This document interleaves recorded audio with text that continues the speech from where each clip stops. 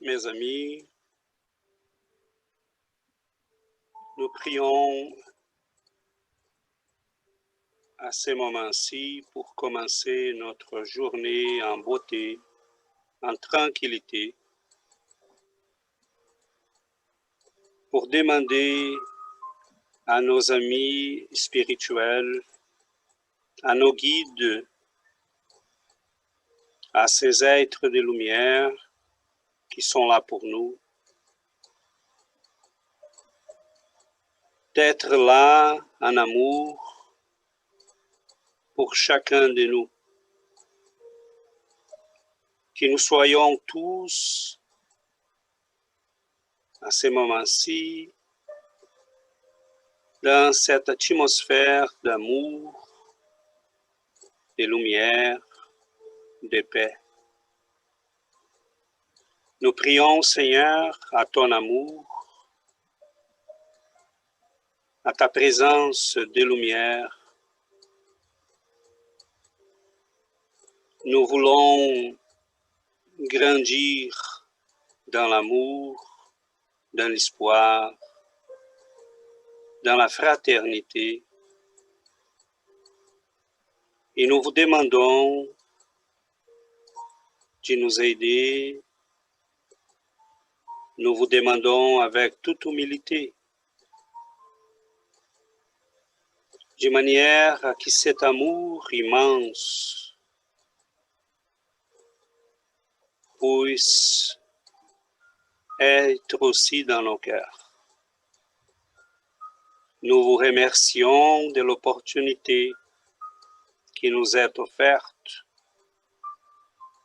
de prier, d'étudier, d'être là avec des amis qui veulent grandir, qui cherchent aussi la croissance, la lumière, et les contacts avec ces êtres d'amour, de tendresse, qui sont là pour nous. Recevez, Seigneur, notre amour. Nous vous remercions de tout cœur. Soyez là pour chacun de nous. Merci, Seigneur.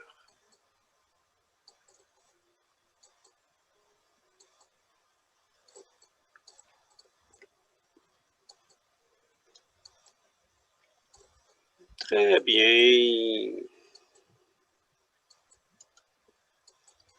On va partager notre document d'aujourd'hui.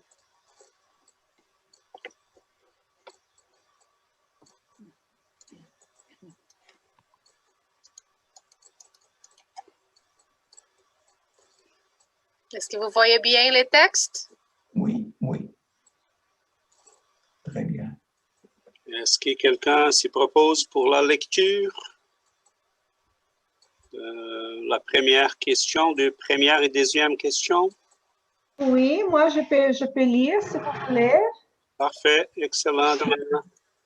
Est-ce que tout le monde m'entend bien? Oui. Oui. OK. Donc, le choix des épreuves. Qu'est-ce qui dirige l'esprit dans le choix des épreuves qu'il veut subir? Il choisit celles qui peuvent être pour lui une expiation par la nature de ses fautes et le faire avancer plus vite. Les uns peuvent donc s'imposer une vie de misère et de privation pour essayer de la supporter avec courage. D'autres vouloir s'éprouver par les tentations de la fortune et de la puissance, bien plus dangereuses par l'abus et le mauvais usage que l'on en peut faire, et par les mauvaises passions qu'elles développent. D'autres, enfin, veulent s'éprouver par les luttes qu'ils ont à soutenir dans les contacts du vice. Ne semble-t-il pas naturel de choisir les épreuves les moins pénibles? Pour vous, oui. Pour l'esprit, non. Lorsqu'il est dégagé de la matière, l'illusion cesse et il pense autrement. Parfait, excellent, Diana, merci. Quelqu'un d'autre? Yuri, veux-tu lire les deux prochaines? Oui. Épreuve de la richesse et de la misère. Pourquoi Dieu a-t-il donné aux uns la richesse et la puissance et aux autres la misère? Pour les éprouver chacun de manière différente. D'ailleurs, vous le savez, ces épreuves, ce sont les esprits eux-mêmes qui les ont choisis. Et souvent, ils succombent. Excusez-moi parce que je suis dans mon téléphone. Je vais juste agrandir un petit peu. Ouais. Lesquelles des deux épreuves est la plus redoutable pour l'homme? Celle du malheur ou celle de la fortune? Elles sont autant l'une que l'autre. La misère provoque les murmures contre la providence. La richesse excite à tous les excès. Excellent. Merci beaucoup. Si le riche a plus de tentations, n'a-t-il pas aussi plus de moyens de faire le bien? C'est justement ce qu'il ne fait pas toujours. Il devient égoïste, orgueilleux et insatiable. Ses besoins augmentent avec sa fortune et il croit n'en avoir jamais assez pour lui seul. L'élévation dans ce monde et l'autorité sur ses semblables sont des épreuves tout aussi grandes et tout aussi glissantes que les malheurs. Car plus on est riche et puissant, plus on a d'obligations à remplir, et plus sont grands les moyens de faire le bien et le mal. Dieu éprouve les pauvres par la résignation et les riches par l'usage qu'il fait de ses biens et de sa puissance. La richesse et le pouvoir font naître toutes les passions qui nous attachent à la matière et nous éloignent de la perfection spirituelle. C'est pourquoi Jésus a dit, « Je vous le dis en vérité, il est plus facile à un chameau de passer par les trous d'une aiguille qu'à un riche d'entrer dans les royaumes des cieux. » Aiguille. Aiguille. Parfait, merci beaucoup à vous trois. On a là un texte qui est dans les livres des esprits. En fait, j'ai mélangé deux questions qui viennent d'une partie de l'autre. Il y en a dans ces textes quelque chose de très, très important parce que c'est un peu évident qu'on vit dans un monde qui c'est un monde difficile. On le constate après quelques temps, après notre arrivée. On constate que c'est un monde difficile parfois, ou presque toujours. Et ainsi, c'est bien naturel qu'Allan Kardec pose la question aux esprits, bon, finalement, pourquoi ces choses-là arrivent? Pourquoi on a tant des épreuves, des difficultés? Pourquoi doit-on vivre ce genre de difficultés-là? On voit que c'est bien cohérent. Et ça qui m'étonne toujours, c'est qu'Allan Kardec était dans une société, il était à Paris du 19e siècle, très matérialiste, très rationaliste, et il va écouter les esprits. Il va dépasser les préjugés qui étaient tout à fait l'habitude dans son temps. C'était quelque chose qui était partout, ignorer la religion, il va accepter les concepts de réincarnation. Et cela va nous amener à une réflexion très, très intéressante sur la question des choix des épreuves. Donc, on voit des gens qui sont riches, on voit des gens qui sont pauvres, on voit de la misère, on voit de l'usure, des gens qui sont dans un extrême des plaisirs et des richesses. Et des fois, on regarde tout ça et on dit, oh, c'est normal, le monde est comme ça. En fait, oui, il y a d'autres explications, évidemment, pour la richesse et la pauvreté.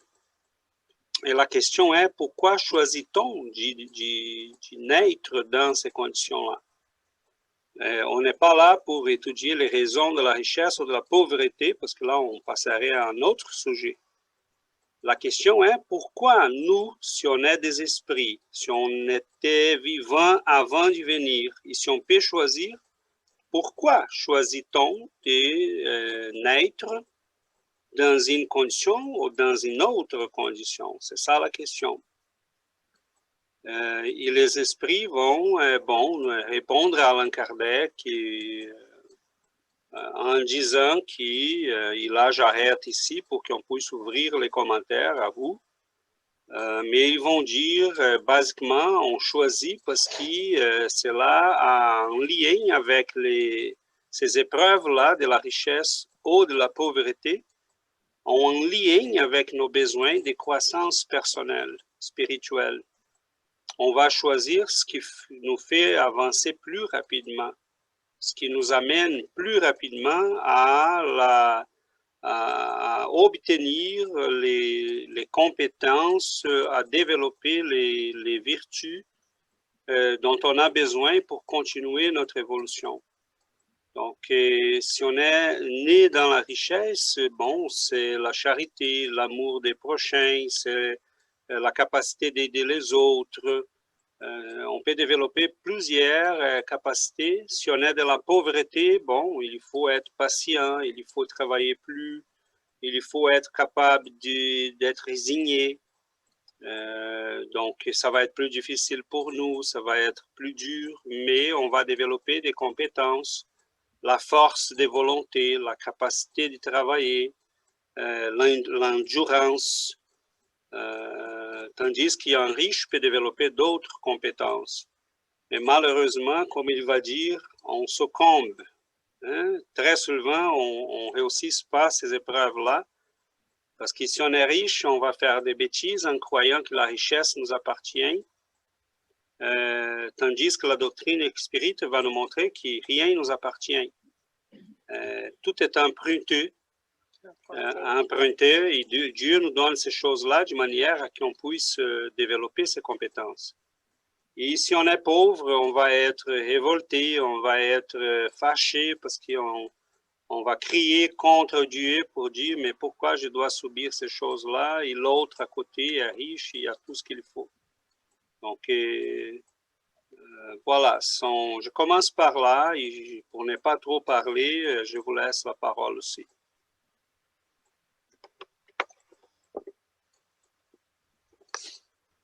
Moi, j'avais la question hier dans l'étude en portugais, quelqu'un à Val qui a dit que l'esprit n'était pas tout le temps conscient du choix qu'il faisait. Alors, pour moi, c'était pas clair parce que moi, j'ai toujours pensé qu'une fois qu'on est là-bas puis qu'on choisit vraiment qu'est-ce qu'on veut vivre. Et là, donc, j'ai resté comme un petit peu confus parce que j'étais sûre qu'on choisissait tout le temps, qu'on était toujours bien amené à choisir notre prochaine vie. Donc, juste si tu peux nous expliquer comment ça se fait que quelqu'un ne peut pas le faire consciemment ou comment ça fonctionne?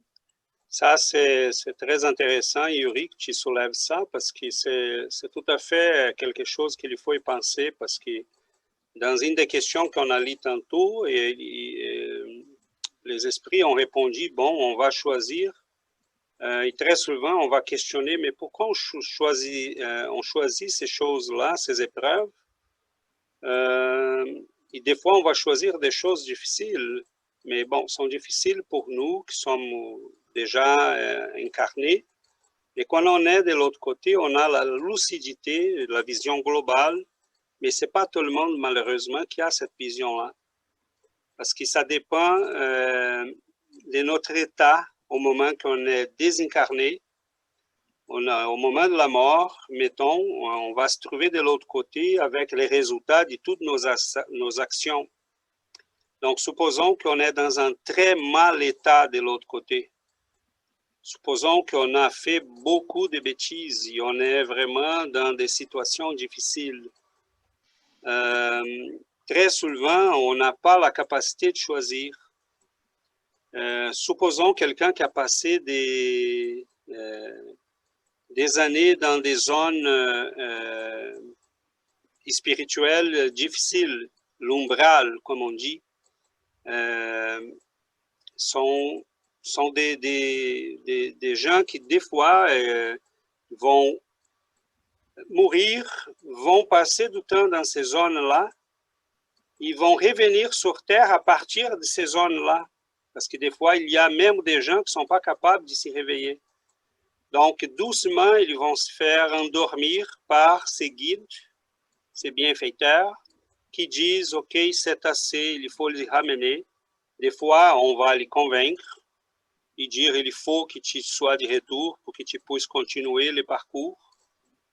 Et là, ils vont les ramener sur Terre, vont choisir une maman qui va l'accepter. Et là, bon, il va être né dans une condition, des fois dans un corps même difficile pour qu'il puisse être retenu. Des fois, ce sont des esprits très rebelles, très agressifs, qui ne sont pas capables de comprendre leur situation. Donc, c'est une chose, Yuri, qui c'est facile à penser comme sur Terre. Mettons, quelqu'un qui a commis un crime.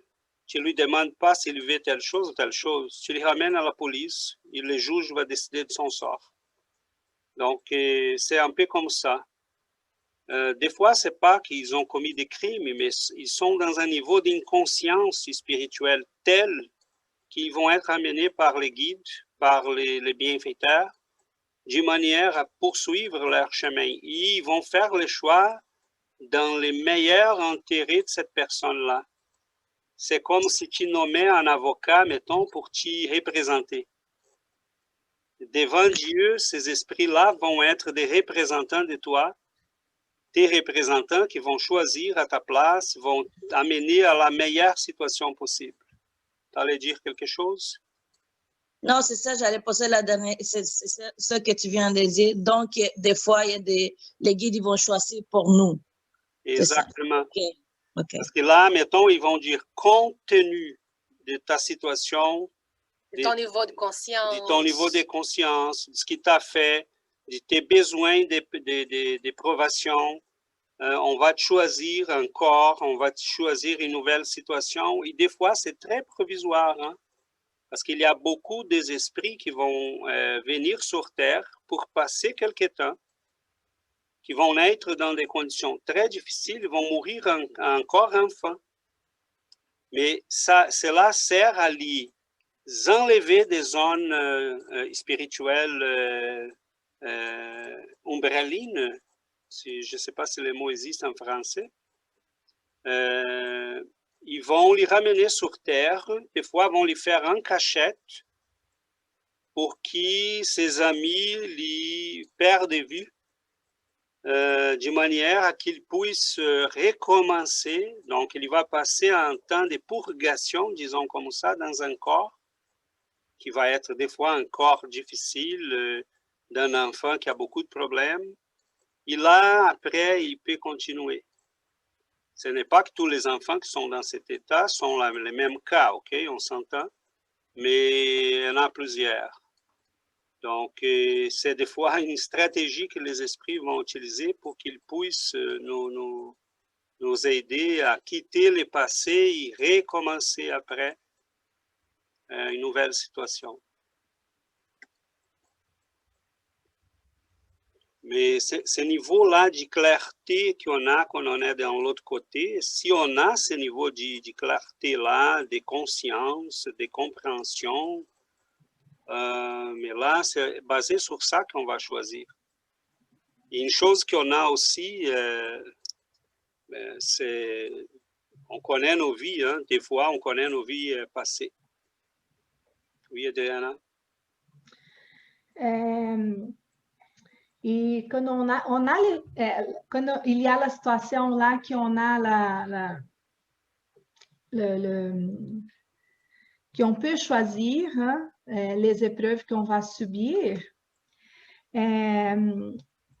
normalement, c'est ça que je pense, qu'à chaque vie, on choisit une situation différente. Par exemple, une fois, on vient riche, autre fois, on vient dans la misère, autrefois dans une situation moyenne. Exactement, parce que chaque situation, comme on a lu dans les textes, c'est que chaque situation va nous amener des opportunités d'apprendre certaines choses. Donc, c'est important de chaque vie, dans chaque vie, avoir des situations différentes. Dans une vie, on vient comme une femme, d'autres vies comme un homme, comprenez-vous? Donc, c'est ça, exactement pour apprendre tout l'éventail des situations pour nous faire grandir dans toutes les choses. Exactement. Très intéressant ça, Adriana, parce que c'est vraiment ça. Hein? Parce que je trouve très important ça, ce que tu viens de dire, parce que on est, si on prend les regards de Dieu, pour lui, on est quoi? On n'est pas un homme, on n'est pas une femme, on n'est pas pauvre, on n'est pas riche, on n'est pas noir, blanc, indien. On est des âmes, des esprits qui doivent grandir. Et c'est ça, donc tu rappelles très bien ça, parce qu'il faut vivre, il faut apprendre le maximum dans chaque situation qu'on est. Et tu as tout à fait raison, parce que là, on parle des épreuves, des richesses, des pauvretés, mais on peut être un homme et une femme. On peut être noir et blanc. On peut être japonais, chinois, brésilien, mexicain, canadien, peu importe. On va vivre toutes les expériences possibles dans le sens d'apprendre le maximum et développer les compétences spirituelles dont on a besoin. Et tout à fait. Monsieur Dumoulin, voulez-vous partager vos commentaires? C'est difficile parce que c'est un domaine assez particulier. Si nous laissons passer les opportunités de... Oui? Non, si nous laissons passer les opportunités de grandir avec cette expérience, nous devons regretter à la Terre, réincarner pour accomplir cette mission. N'est-ce pas? Exactement. Et c'est pour ça qu'on revient, parce que très souvent, on n'a pas appris la leçon. En diverses situations, comme a dit Adriana. Adriana. Oui, monsieur Dumoulin.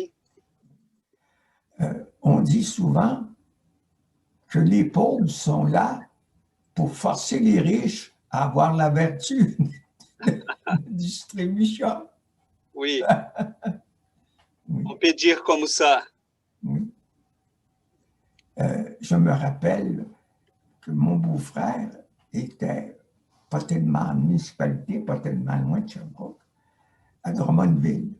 Et là, il y avait la campagne de souscription pour ramasser des fonds pour les aveugles.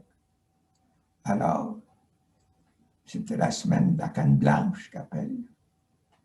Et là, ma soeur et mon beau-frère nous avaient distribué les membres de notre famille un peu pour leur aider. Et on est arrivé dans le quartier de personnes très à l'aise. Et là, ma soeur a averti un tel, a dit là, vous allez probablement pénétrer dans des propriétés de gens très à l'aise. Je vous avertis d'avance vous allez peut-être avoir des refus. C'est ce qui s'est produit.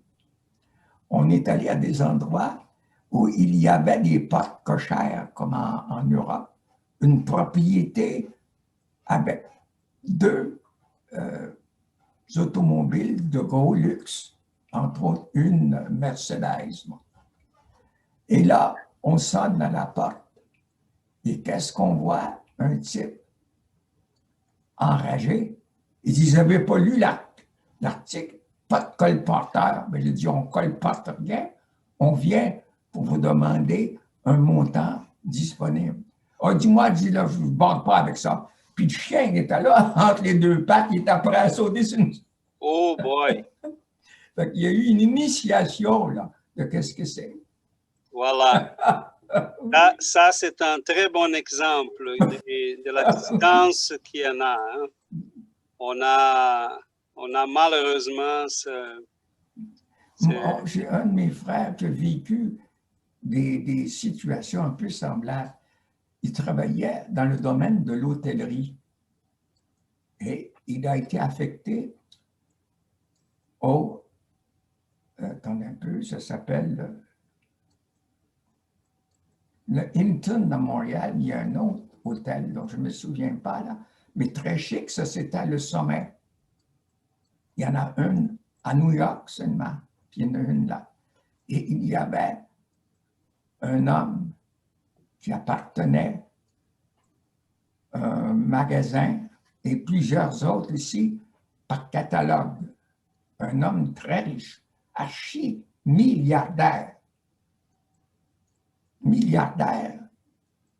de capital qui lui appartient à lui, pas nécessairement qui gère les capitaux. Et là, il le faisait attendre à la porte à la suite. 1 heure, 1 heure et demie, des fois 2 heures. Et là, à la fin, il donnait comme pourboire 10 sous. Ah. Alors, mon frère a pris sa leçon, et il y a d'autres domaines comme ça. Mais il n'a pas toujours été comme ça. Entre autres, il y avait une grande actrice qui est allée le servir. Il est vu, l'actrice s'est aperçue qu'il était novice. Alors, elle l'a mis à l'aise. Écoutez, là, elle dit, monsieur, moi, j'ai une grande renommée, je suis une actrice recherchée, mais il dit, en plus, je suis une cantatrice. Mais faites-vous-en pas, je suis une personne très simple. Donc, soyez à l'aise. Et à la fin, elle lui a donné presque 100 $ de pourboire. Ça jure avec le 10 sous, là. Voilà, donc ça montre les différences et ça montre la manière de traiter la richesse, traiter la pauvreté. Sont malheureusement, on a des gens qui... C'est pour ça qu'il dit dans les textes hein, que la richesse est une preuve difficile, parce que ça nous amène à croire qu'on est supérieur, qu'on a droit sur les autres, on a des droits qui sont pas vraiment cohérents de dire qu'on a ces droits-là, comme d'humilier les gens, comme de forcer les gens à des choses qu'ils ne veulent pas, comme décider de la vie des autres sans prendre en considération la réalité de ces gens-là. Et c'est pour ça que c'est très beau quand on voit des riches qui sont capables de faire des choses, de belles choses. On pourrait donner des tonnes d'exemples comme celle-là, Messier Dumoulin, parce qu'il y en a beaucoup malheureusement. Des gens qui traitent les autres comme s'ils étaient en rien de rien. Et heureusement, il y en a quelques contre-exemples qui vont nous montrer que non, c'est quand même il y a des gens qui sont capables d'agir autrement. Je me rappelle un messier qui habitait dans notre ville et ça s'appelait Orlando, non pas Orlando, Benedito, Benoît. Et il était quelqu'un qui, mettons, je lui vis à plusieurs reprises je l'ai vu à travailler avec ses mains, avec les ouvriers, parce que là, il bâtissait une maison pour les enfants. Il aidait les prêtres, qui c'est un des plus importants de notre ville, les plus importants d'ailleurs, qui a bâti la ville au complet, je dirais, avec l'aide d'autres personnes, évidemment. Et ces gens-là ont passé la vie à aider les gens, à soutenir des causes nobles. Il y a quelques-uns qui sont conscients, mais celui-là était spirit. Il comprenait la réincarnation, il comprenait que la richesse n'est pas une propriété, c'est quelque chose que Dieu nous donne de manière provisoire. Qu'il faut bien en profiter, c'est une belle opportunité, la richesse, de soutenir les belles causes, d'aider les gens, de payer les études à des gens qui... Hein, on peut soutenir une personne qui va, mettons, demain être un scientifique important, un mathématicien, un scientifique, un médecin, quelqu'un, mais bon, d'où vient non, bon, j'ai été aidé par quelqu'un et là, la personne va vouloir, elle aussi, aider d'autres. Donc, c'est quand même une épreuve difficile et je crois que nous tous, Adriana nous rappelait qu'on a vécu dans la pauvreté, on a vécu dans la richesse, mais je crois que dans la richesse, on a fait beaucoup plus de bêtises que dans la pauvreté. Même que la pauvreté puisse nous amener au crime, mettons. Mais c'est quoi les crimes? Un riche qui vole de l'argent selon la loi. Il y a un pauvre qui prend l'argent dont il a besoin dans un magasin. Je ne suis pas en train de justifier, mais bon, ce sont deux criminels de nature différente. Hein, parce qu'il y a des riches qui vont utiliser les paradis fiscaux, mettons, pour voler l'argent de la population, des impôts. Il y a 6 voleurs l'égard qui a pris son revolver et est allé voler une banque. Mais il y a des gens qui vont voler. Il y a des gens qui vont voler la nourriture parce qu'enfin, voilà.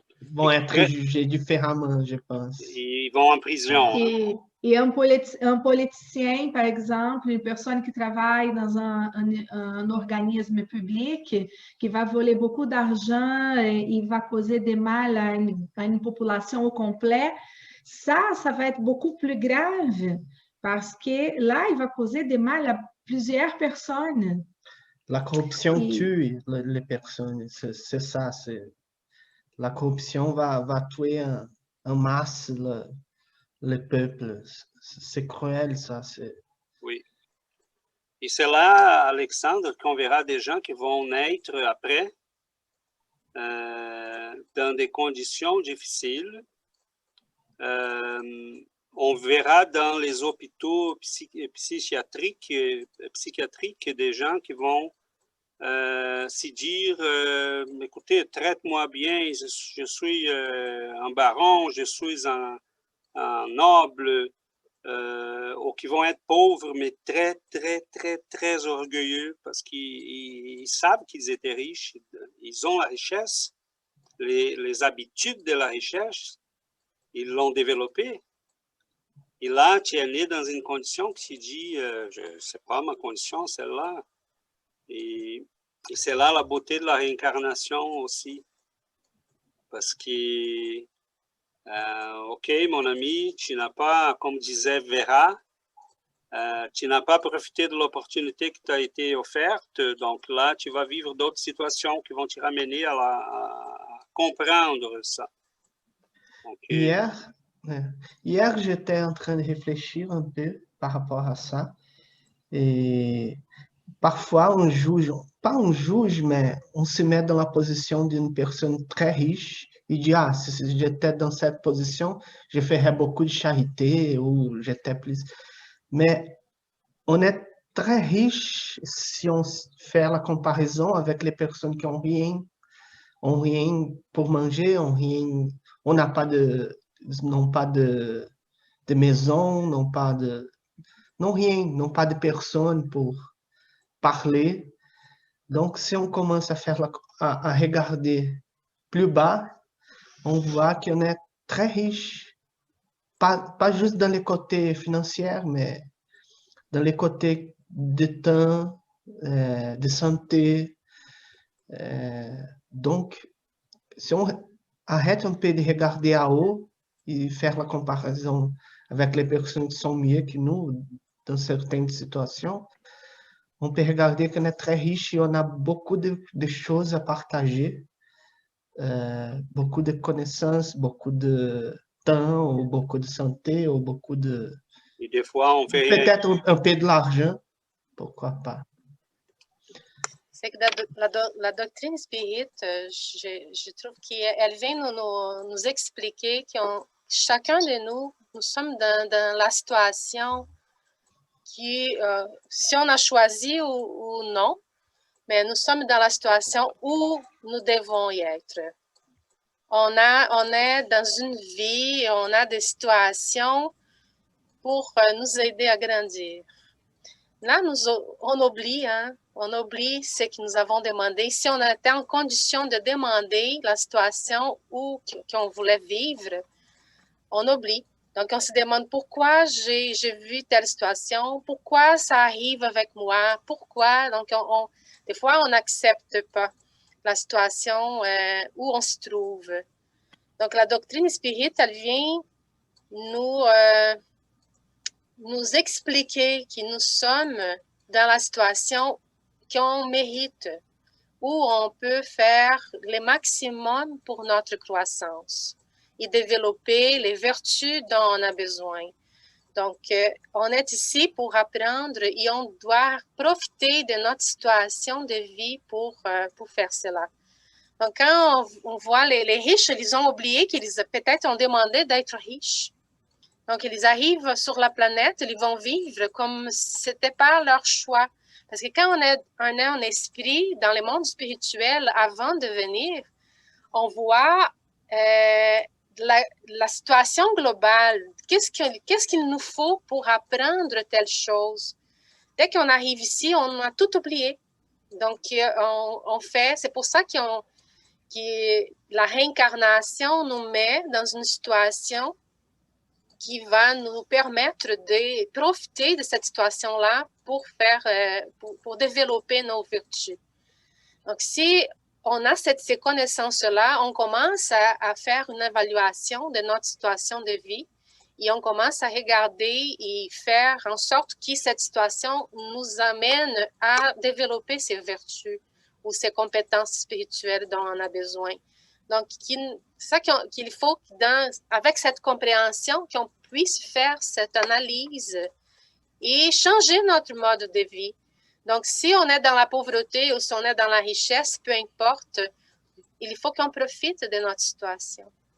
Donc, n'importe où. Et si le but de la richesse, je crois que c'est aider les autres, apprendre à être charitable, apprendre à être humble. Donc, le but de la pauvreté, c'est de faire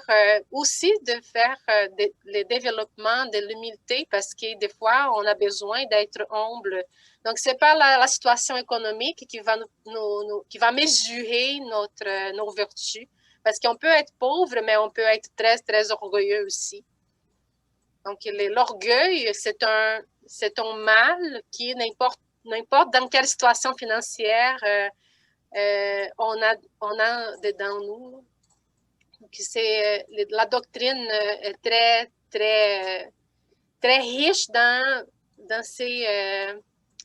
en nous expliquant tout ça, en nous faisant vivre certaines situations pour nous faire grandir. Et en nous rappelant que c'est nous qui choisissons. Hein? Ouais. C'est peut-être une contribution majeure de la doctrine, parce qu'elle nous rappelle que nous avons choisi la nature des épreuves. Et comme Adriana nous avait rappelé, pas seulement la richesse, la pauvreté, mais beaucoup d'autres choses on a choisi. Hein, la nature du corps dans lequel on va naître, la nature du contexte social, politique. Il y a là des épreuves à vivre. Donc, Et il y a une chose qu'Alexandre a dit là. Il a dit que quelquefois on pense, ah, si je serais riche comme telle personne, je ferais telle chose. Mais on ne sait pas. non. Non, On ne sait pas, hein? Si on serait là, peut-être, on ne ferait rien. Et Donc, on ne peut pas juger. il y a deux choses. Hein. En plus de rien faire, on peut faire mal. Oui, exactement. c'est encore pire. Hein? C'est encore pire parce qu'il y a des riches qui font rien, comme il y a des pauvres qui font rien aussi, parce que la pauvreté, comme Alexandre nous rappelle, c'est relatif. On a des gens qui mangent 4-5 fois par jour et s'y trouvent pauvres. Et tandis qu'en Afrique et en Inde, il y a des gens qui mangent une fois par jour et des fois même pas. Et qui sont heureux. Ils sont toujours en train de sourire et de dire « Ok, ça va, c'est la vie, on va de l'avant ».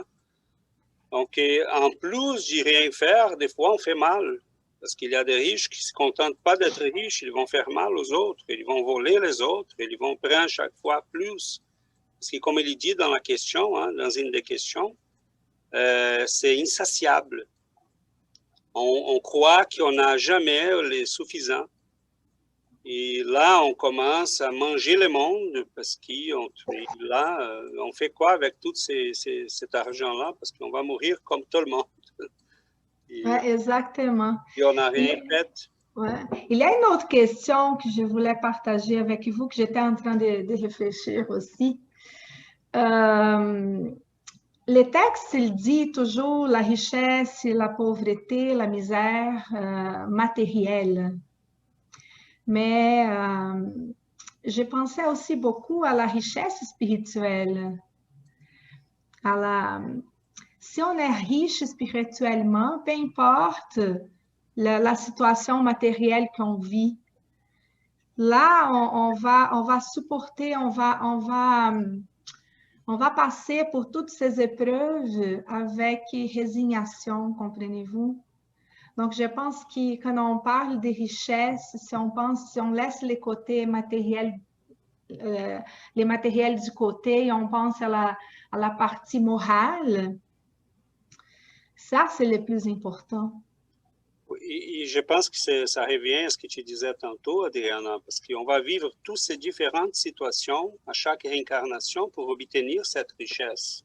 Oui, exactement. Cette richesse d'esprit qui nous permettant de vivre dans n'importe quelle situation. Donc, on verra des reines et des rois qui étaient charitables. Sainte Isabelle de Portugal était canonisée par l'Église parce qu'elle était quelqu'un qui faisait de la charité tout le temps. Il y a même des anecdotes sur sa vie qui sont très belles. Elle a quitté les châteaux un jour il gardait dans ses bras un tissu avec des pains qu'elle allait amener aux pauvres, parce que la cour, à ce moment-là, se promenait dans plusieurs villes, elle était itinérante. Et elle se promenait, dans chaque endroit, elle amenait aux pauvres les pains, des dons. Et elle a quitté les châteaux ce jour-là avec du pain caché. Et le roi lui a dit, tu vas où? C'est quoi ça? Elle a dit, oh, ce sont des roses, ce sont des fleurs, mettez les mois de janvier. Il a dit, des roses, des fleurs en janvier? Elle a dit, oui, mais si là, elle a ouvert, c'était des roses qui sont apparues. Donc, c'est quelqu'un qui était en médium, évidemment, okay, des matérialisations, et qui était entouré des bons esprits, capables de faire une chose pareille. Donc, il y a des rois, il y a des reines, il y a les travaux qui sont Vincent de Paul et Louise de Marilla ont fait en France, mettons, avec les filles de la charité. Il y avait des madames riches partout qui les aidaient. Ils ne pouvaient pas sortir l'argent de n'importe où. Ils venaient de quelque part. Et c'était les riches qui les aidaient. Beaucoup de gens riches. Mais ces gens-là cherchaient aussi une opportunité parce que des fois, ils veulent faire les biens. Mais les riches sont entourés des gens qui ne regardent que leur argent, qui ont envie de lui voler. Et ils s'y sentent des fois, c'est pas facile d'être riche dans notre monde. Hein. Quand on a un bon cœur, c'est très difficile parce que très souvent, tu ne sais pas c'est qui tes amis, qui sont mes vrais amis. Hein? Des fois, tu n'as pas des vrais amis, ils sont quelques-uns, un ou deux, qui vont être là quand tu as besoin, parce que la majorité veulent ton argent et des affaires avec ton argent, pas avec toi. Mais c'est très beau quand on voit des gens qui, comme Alexandre a dit, peu importe notre condition, on va faire quelque chose. Donc, il y a des riches qui font, il y a des pauvres qui le font, parce qu'on voit des gens très pauvres qui commencent des campagnes pour aider les autres. Et tu dis, mais voyons, comment ça? Hein, qui vont faire prendre des canettes de bière et des boissons gazeuses et vendre pour acheter du matériel scolaire pour des enfants pauvres. Mais il est pauvre aussi. Donc, c'est très beau quand on voit ça parce que la vérité, c'est que quand on veut faire le bien et on veut profiter de la vie qu'on a, pour faire le bien, on peut le faire n'importe quand, n'importe comment. Comme Adriana a dit, si on a la richesse d'esprit, ça va aller, peu importe la condition dans laquelle on vit. Et je pense que ça, Adriana, c'est en fait l'objectif de notre vie. C'est ça qu'on appelle l'évolution. Parce qu'à un moment donné, on peut être dans n'importe quelle condition. On aura déjà acquis les vertus, les compétences qu'il faut pour vivre dans n'importe quelle condition. On est pauvre, ok, j'étire le maximum de ma pauvreté. Je suis riche, oh super, j'ai fait le maximum que je peux avec ma richesse. Donc c'est ça que je pense que Dieu veut, qu'on se développe. Tantôt, César parlait d'un monsieur qui était très riche. Il a beaucoup contribué dans la construction de notre ville. Et à un moment donné, on lui a demandé qu'il était chanceux d'avoir cet argent-là pour faire ce qu'il faisait. Parce qu'il a beaucoup aidé dans la construction des hôpitaux, des écoles, des crèches. Et à un moment donné, quand on lui a dit « c'est facile pour vous d'aider parce que vous avez de l'argent », là, il a répondu « j'ai ce qui est fait le plus facile. Je fais ce qui est le plus facile, donner de l'argent. J'aimerais être dans une condition où je pourrais donner ma vie pour mon travail. L'argent, c'est le plus facile à donner. Mais je voulais donner ma force, je voulais donner mon travail, je voulais donner de mon temps pour faire les choses. Parce que l'argent, quand on a de l'argent, c'est facile à donner, quand on a cette conscience-là. Donc, c'est le plus facile. Le plus difficile, c'est donner du temps, c'est donner de la force de travail, c'est donner ses capacités, c'est les dons de sa vie pour les autres. Ça, c'est le plus dur. C'est intéressant ça que Giovanna a dit parce qu'ils ont bâti, comment ça s'appelle, Vera? C'est l'endroit pour les enfants à Katandouv, celui qui était Chiacide la maison des enfants. C'est une maison d'enfants qu'ils ont bâtie, mais il y avait deux femmes qui ont dévoué leur vie à cet endroit-là.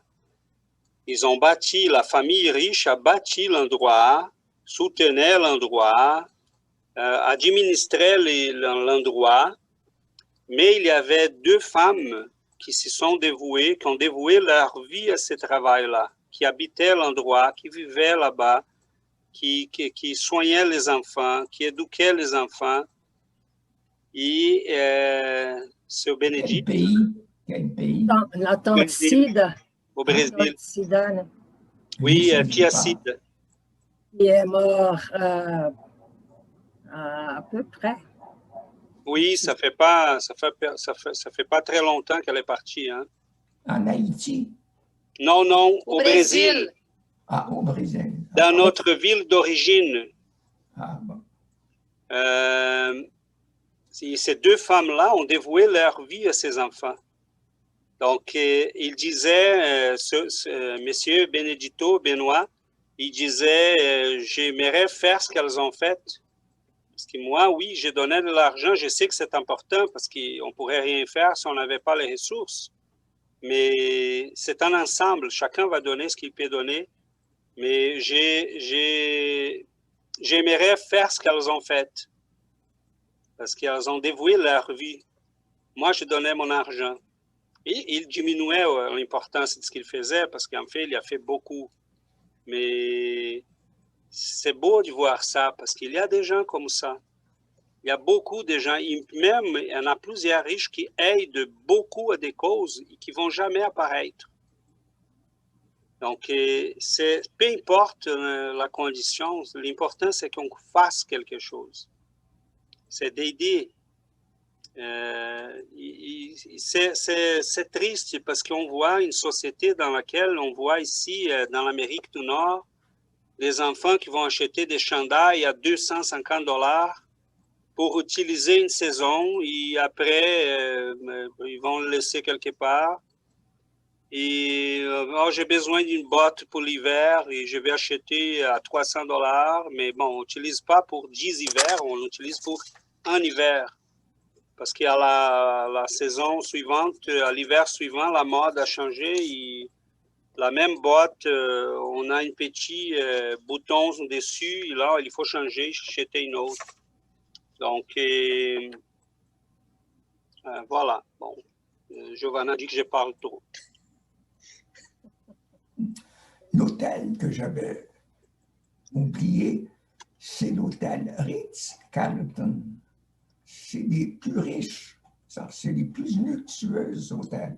Il y en a une seulement à New York, une à Paris, une à Montréal. Celle de Paris, c'est là que Lady Diana a fait son dernier voyage. Elle est décédée quelques heures après son arrivée à l'hôtel. Alors, ça m'est resté là.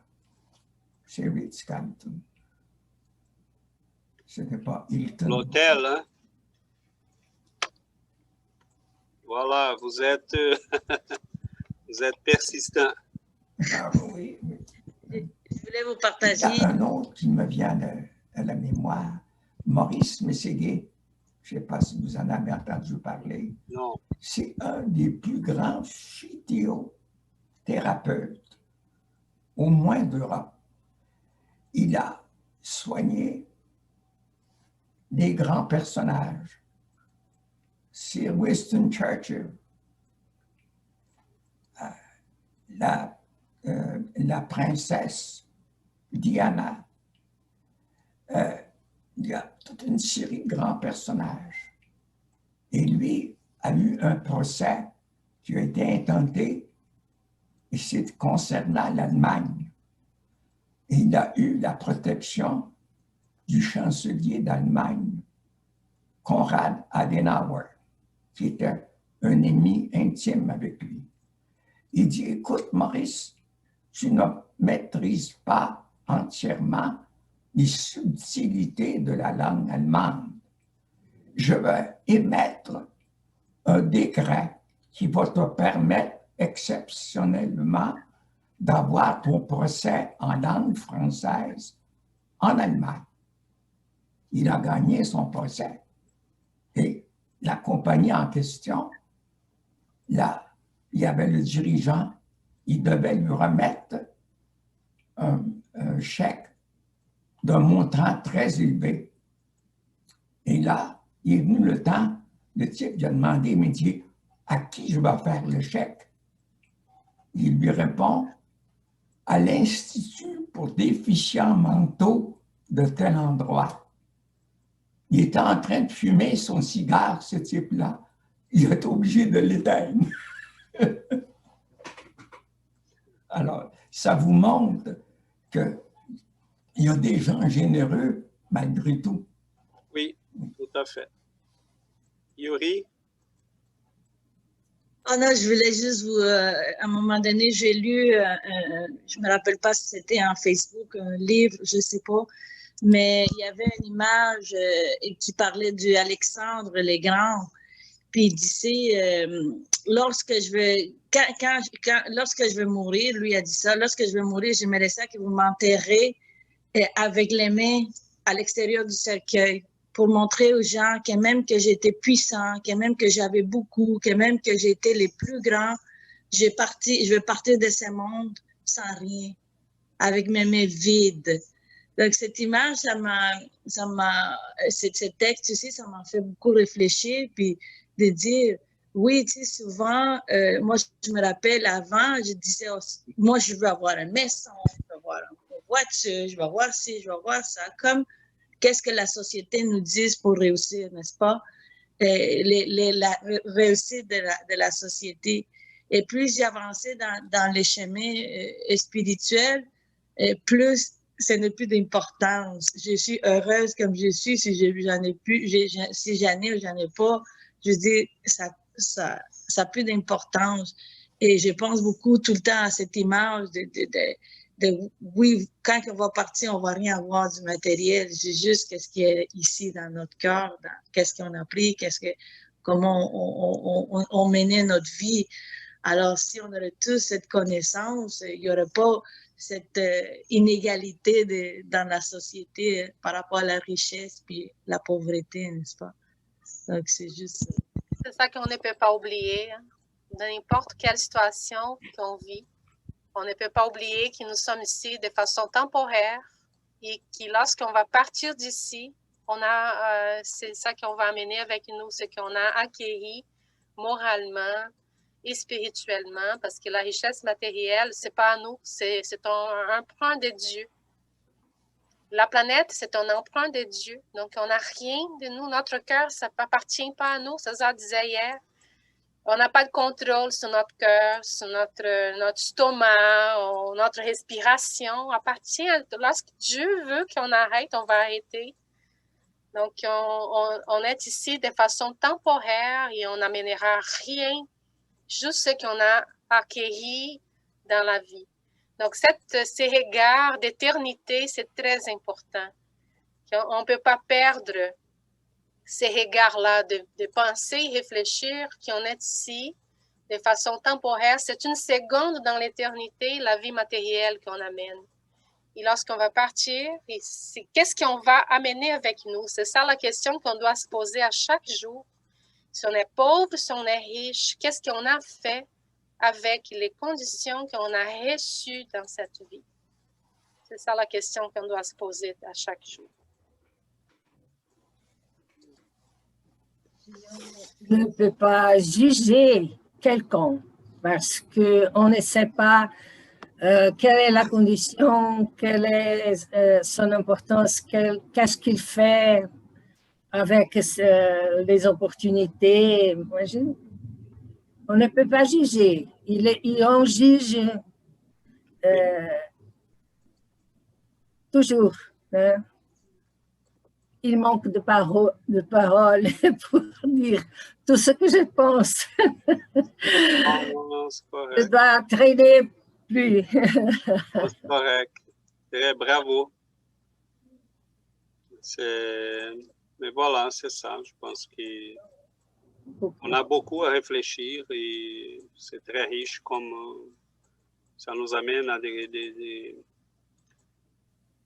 Vous avez vu, hein, on fait les tours de plusieurs choses et j'espère que les gens qui vont nous écouter, parce qu'on enregistre l'audio de ça, bon, qu'ils puissent y réfléchir aussi. Il y a là des pauvres qui sont en train de se révolter ou de penser à tomber dans les crimes. Il y a des riches qui sont en train de vivre comme s'il n'existait personne sur la planète, sauf eux. Mais il y a des gens qui sont bien aussi, qui sont en train de travailler, qui sont en train d'aider les autres. Donc, voilà, je pense qu'il faut pousser les gens à penser, à réfléchir pour qu'on puisse changer les choses. peu importe la condition de richesse ou de pauvreté, on a beaucoup de biens à faire, beaucoup de belles choses à faire. Et comme Giovanna disait, ce n'est pas la richesse ou la pauvreté qui vont nous définir, c'est ce qu'on fait avec ces choses-là. C'est les plus importants. On doit accepter tout ce que les autres font, n'est-ce pas? Oui, tout à fait. Oui, Monsieur Dumoulin? Il y a un des membres de ma parenté qui m'a communiqué et il m'a dit, écoute, il dit, sois pas surpris, dans un avenir très prochain, il se prépare une guerre civile aux États-Unis d'Amérique. Il dit, ne sois pas trop peiné de ça, ça se prépare déjà. Alors, ils disent, ça va déborder nécessairement au Canada parce que l'économie canadienne est intimement liée avec celle des États-Unis. Alors, attendez-vous à des troubles. Oui, ça, c'est un autre sujet et on pourrait en jaser à un moment donné. Malheureusement, je crois qu'il y a quand même une bonne partie de vérité dans ce que vous dites. Et c'est simple, je ne sais pas si ça va déborder dans une guerre civile, mais on voit un pays divisé. Hein? Quand on gagne une élection à 51-49, 50,5, 49,5, ou des choses comme ça, on voit que c'est un pays très divisé. Ces divisions-là sont de plus en plus évidentes. Mais espérons qu'on ne va pas tomber dans une guerre, parce que c'est sûr que ça nous affecterait ici au Canada. Et prions à Dieu qu'on puisse trouver des chemins plus intelligents que la guerre. Parce qu'on est quand même des êtres avec un peu de clarté des cerveaux et qu'on puisse utiliser ces ressources pour ne pas plus faire des bêtises. Qu'on puisse utiliser notre libre arbitre pour bien agir. Voilà. Dieu nous a créés libres. Donc, il faut qu'on fasse une bonne utilisation de cette liberté-là. Parce la façon dont on agit, on va avoir des conséquences. Et les conséquences peuvent être dures selon nos attitudes. Je finirai simplement, je pense que ne pas juger, comme Vera a dit, c'est important. On n'est pas dans la peau des autres.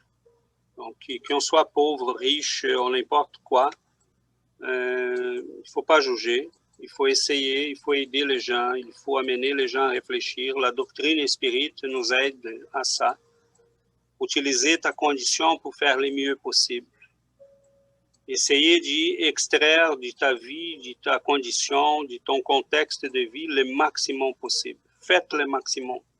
Profitez de ta situation, peu importe laquelle. Et on a des exemples des deux côtés.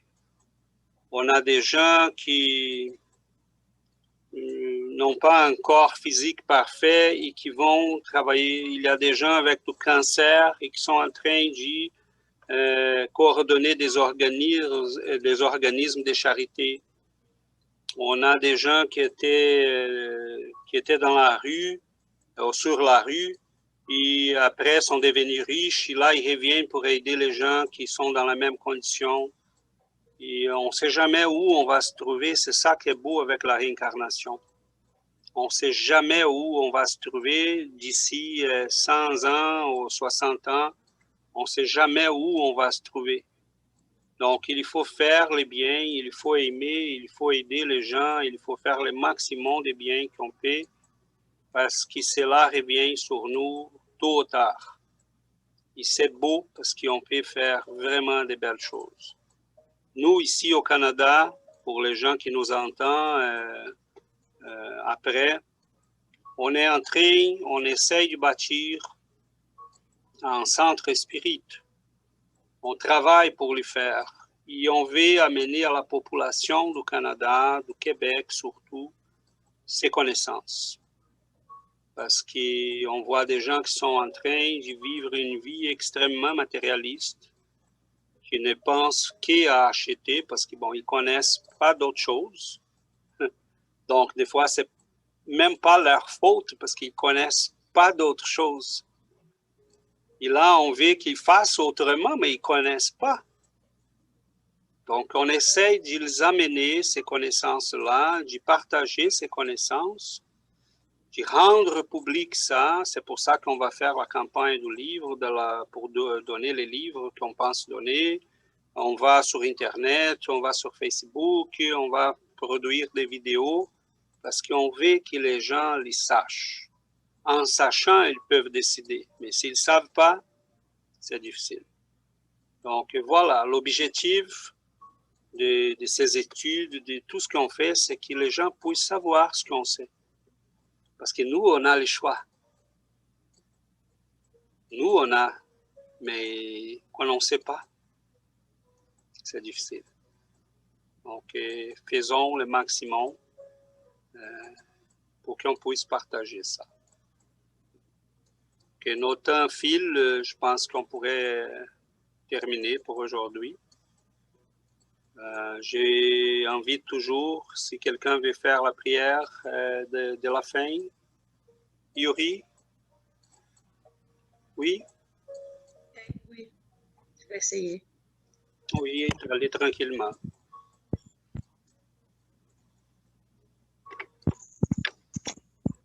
Merci Seigneur pour cette nouvelle journée, cette opportunité que tu nous donnes d'échanger, d'apprendre, d'avoir l'éclaircissement sur des questions.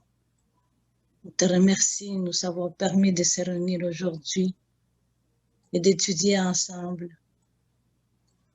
On te demande, Seigneur, de nous accompagner tout le temps, d'ouvrir nos cœurs, nos yeux, nos oreilles à tes enseignements. Te demandons de nous envoyer tout le temps l'aide, de nous donner la force, la foi, de continuer dans le bon chemin. Nous remercions nos anges gardiens, bienfaiteurs, qui sont toujours avec nous, et tous les êtres divins qui nous accompagnent. Nous vous demandons d'être inspirés par vous, d'être inspirés par les divins, que nous puissions parcourir ce chemin d'amour, de vérité, de lumière, de justice. Merci, mon Père, pour tous tes enseignements. Merci pour ta présence. Merci.